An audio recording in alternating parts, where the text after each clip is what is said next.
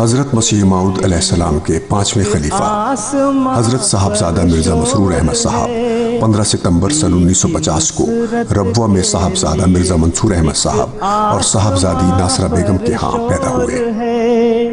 آپ حضرت مسیح موعود علیہ السلام کے سب سے چھوٹے بیٹے حضرت صاحبزادہ مرزا شریف احمد صاحب کے پوتے اور حضرت خلیفۃ المسیح ثانی مصلح موعود رضی اللہ عنہ کے نواسے ہیں۔ آپ نے تعلیم الاسلام ہائی اسکول ربوہ سے میٹرک اور تعلیم الاسلام کالج ربوہ سے BA کیا۔ سن 1976 میں زرعی یونیورسٹی فیصل آباد سے ایگریکلچرل اکنامکس میں MSc کیا۔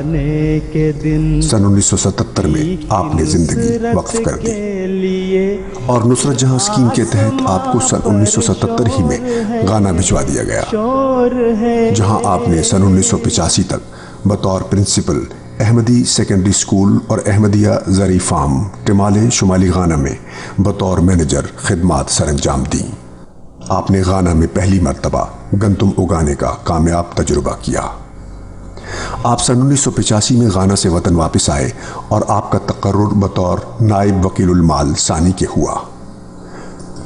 مجلس خدام الاحمدیہ میں مختلف اوقات میں آپ محتمم صحت جسمانی، محتمم تجنید، محتمم مجالس بیرون اور سن 1999 تا سن 1990 کے سال میں نائب صدر خدام الاحمدیہ کے طور پر خدمات بجا لاتے رہے۔ جون سن 1994 میں آپ کو حضرت خلیفۃ المسیح رابع نے ناظر تعلیم مقرر فرمایا۔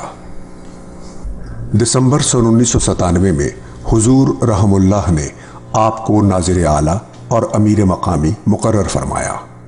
بحیثیت ناظر اعلیٰ آپ ناظر زراعت اور ناظر ضیافت کی خدمات بھی انجام دیتے رہے۔